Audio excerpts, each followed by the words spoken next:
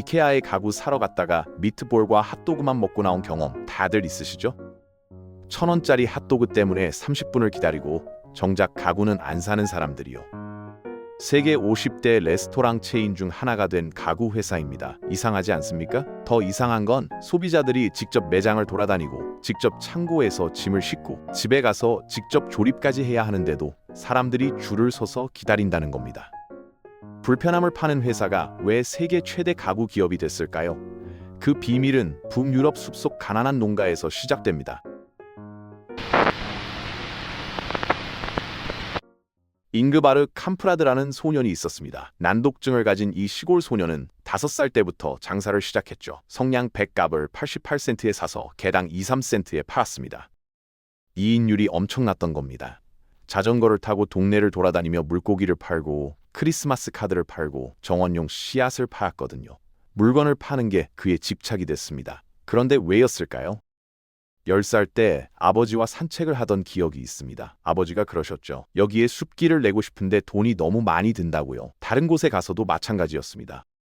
아버지의 많은 계획들은 항상 돈이 부족해서 실행되지 못했거든요. 10살 소년은 그때 생각했습니다. 아버지를 도와야겠다. 내가 돈을 벌어서 아버지를 도와야겠다고요. 무언가를 실행하려면 돈이 필요하다는 걸 배운 겁니다. 그의 할머니는 가족의 실권자였습니다. 독일에서 스웨덴으로 이민 온 그녀는 남편이 자살한 뒤 혼자서 농장과 아이들을 책임졌죠. 임신 6개월에 새 아이를 데리고 낯선 나라에 남겨진 겁니다. 그녀는 강인했고 모든 걸 지배했습니다. 잉그바르의 아버지도 할머니 말에 순종하는 도구였죠. 아버지의 형제는 세상으로 나가고 싶었지만 할머니가 집에 남으라고 하자 그대로 따랐고 결국 1935년 권총으로 자살했습니다. 잉그바르가 9살 때였죠. 하지만 할머니는 어린 잉그바르를 특별하게 대했습니다. 그는 할머니의 엄격함을 겪지 않았고 오히려 사랑받았거든요. 5살 때 물건을 사고 팔기 시작했을 때 할머니가 첫 고객이 됐죠. 이게 그에게 용기를 줬습니다. 다음 단계로 나아가 이웃들에게도 물건을 팔기 시작했던 겁니다. 할머니와 할아버지의 이야기를 들으며 자란 아이는 자연스럽게 독일식 사고방식을 흡수했습니다. 이게 나중에 문제가 되는데 할머니가 히틀러 지지자였거든요.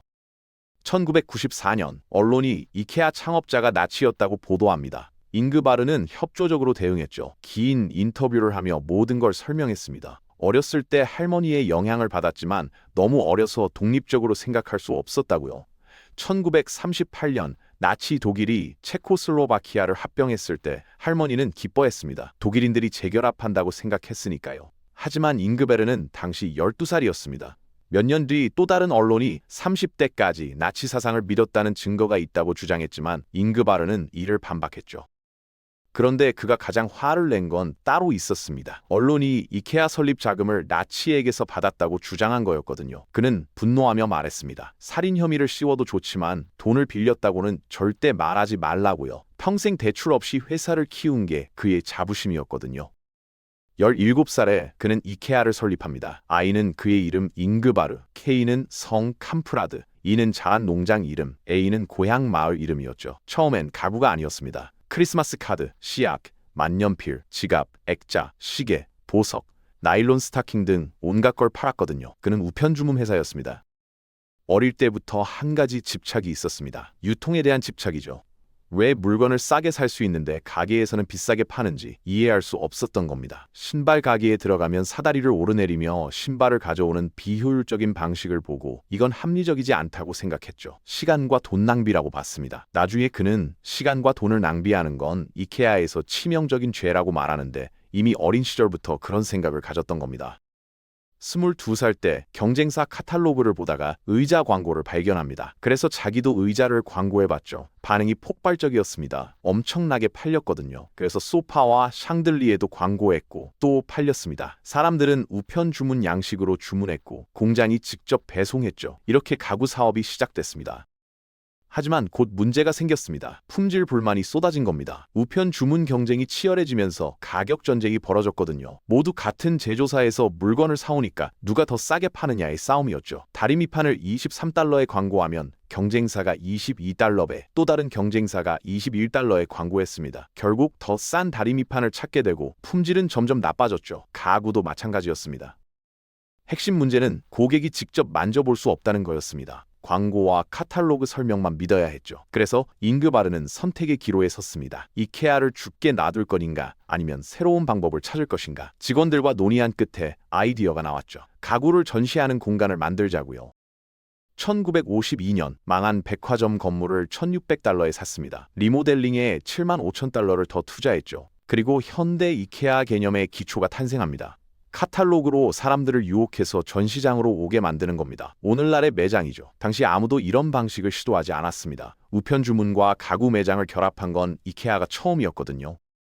개장일, 잉그바르는 평생 가장 무서웠던 순간이었다고 회상합니다. 밖에 줄 선 사람들을 봤을 때 말이죠. 최소 1,000명은 됐습니다. 믿을 수 없었고 예상보다 훨씬 많은 사람들이 왔고 바닥이 무너지는 거 아닌가 걱정했다고 하죠. 첫 몇 년간 수만 명이 외딴 시골 마을로 순례를 왔습니다. 대부분 무료 카탈로그를 보고 온 사람들이었죠. 여기서 중요한 원리가 드러납니다. 사람들은 돈을 절약할 수 있다면 먼 거리도 마다하지 않는다는 겁니다. 월마트 창업자 샘 월튼, 홈디포 창업자 버니 마커스도 같은 원리를 발견했죠. 이케아도 마찬가지였습니다. 사람들이 너무 많이 오니까 새로운 문제가 생겼습니다. 먼 곳에서 오는 사람들이 쉴 곳이 필요했거든요. 그래서 레스토랑을 열었고 숙박시설도 만들었습니다. 수영장이 있는 호텔까지 지었죠. 할아버지의 옛 시골 가게 자리에 거대한 복합시설이 들어선 겁니다. 단계적으로 미래의 철학을 만들어가고 있었던 거죠. 가족이 모두 사업을 도왔습니다. 농가가 사무실이 됐고 집이 곧 사무실이었거든요. 하지만 이게 역설을 낳았습니다. 가족을 사랑했던 이 남자가 정작 자기 가족은 소홀히 한 겁니다. 새 아들이 자라는 동안 그는 일에만 매달렸죠. 나중에 그는 이걸 큰 슬픔으로 여겼습니다. 어린 시절은 되찾을 수 없다는 걸 알면서도 말이죠. 회사가 커지면서 초창기의 친밀함도 사라졌습니다. 농장에서 함께 일하던 그때 서로 돕고 적은 자원으로 최선을 다하던 그 시절을 그리워했거든요. 그때가 내 최고의 추억이다. 이케아가 가족이었을 때라고 회상합니다. 나중에 그의 순자산이 $500억 됐을 때도 그는 그 시절을 그리워했습니다.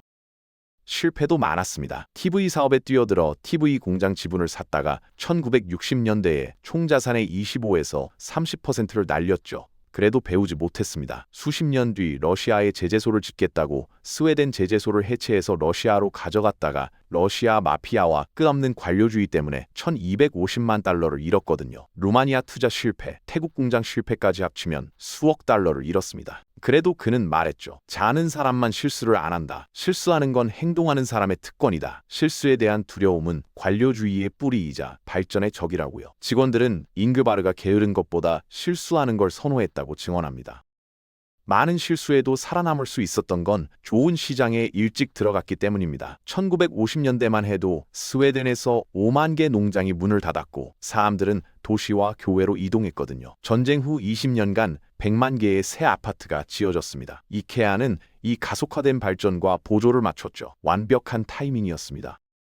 하지만 경쟁사들이 가만히 있지 않았습니다. 이케아의 가격을 따라갈 수 없게 되자 전국 가구상 협회를 만들어 이케아를 막기 시작했죠. 먼저 박람회에서 판매를 금지시켰습니다. 박람회는 전시용이지 판매용이 아니라고요. 그래서 잉그바르는 전시만 하되 가격표를 크게 붙였습니다. 가격이 훨씬 싸니까 사람들이 몰렸죠. 그러자 이번엔 가격 광고마저 금지시켰습니다.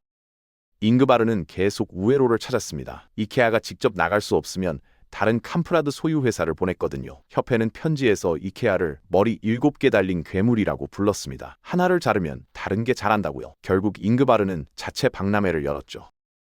그런데 진짜 위기가 왔습니다. 협회가 공급 중단 운동을 조직한 겁니다. 제조사들에게 통보했죠. 이케아에 팔거나 우리에게 팔거나 둘 중 하나를 선택하라. 이케아에 팔면 우리는 더 이상 당신들 제품을 사지 않겠다고요. 일부 공급업체가 이케아를 포기했습니다.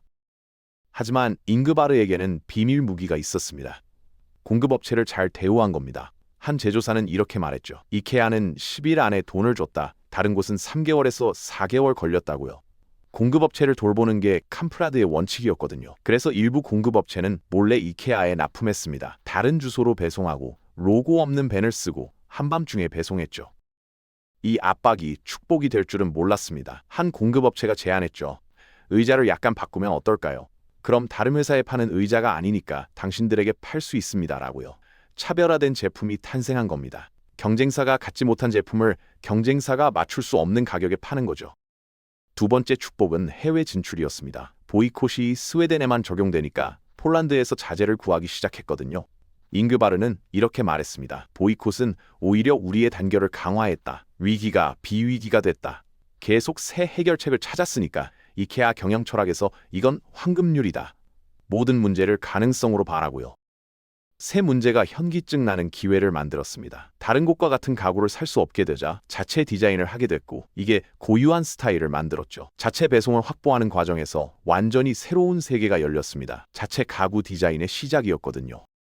그런데 이게 또 다른 혁신으로 이어집니다. 카탈로그용 테이블을 촬영하고 있었는데 직원 한 명이 중얼거렸죠. 이거 공간을 너무 많이 차지하네. 다리를 빼서 상판 밑에 넣으면 안 될까라고요. 모두가 깨달았습니다. 그러면 모든 게 바뀐다고요. 최초의 조립식 테이블 막스가 탄생했습니다. 조립식이니까 평평한 포장이 가능했죠.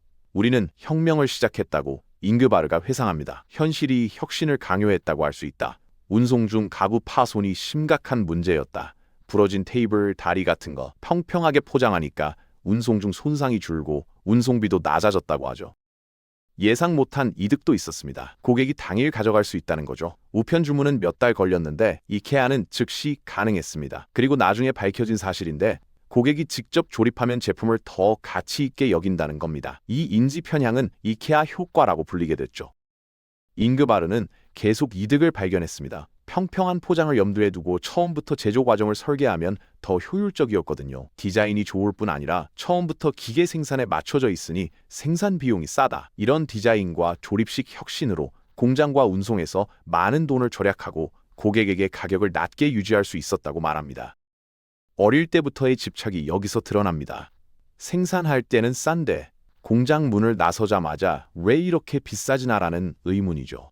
평평한 포장이 저장과 운송에서 엄청난 절약을 가져왔고 장기적으로 고객이 직접 대형 가구를 집으로 가져가는 전제 조건이 됐죠. 중요한 건 이케아가 처음은 아니었다는 겁니다. 스톡홀름의 작은 가구점이 비슷한 걸 만들고 있었거든요. 차이는 잉그바르가 이 아이디어를 시스템에 주입했다는 겁니다. 수십 년간 복리로 작용하는 시스템 말이죠. 그들은 자기들이 숨기고 있는 게 얼마나 폭발적인 상업적 다이너마이트인지 몰랐던 겁니다. 이케아가 최초로 체계적으로 상업적으로 발전시켰죠.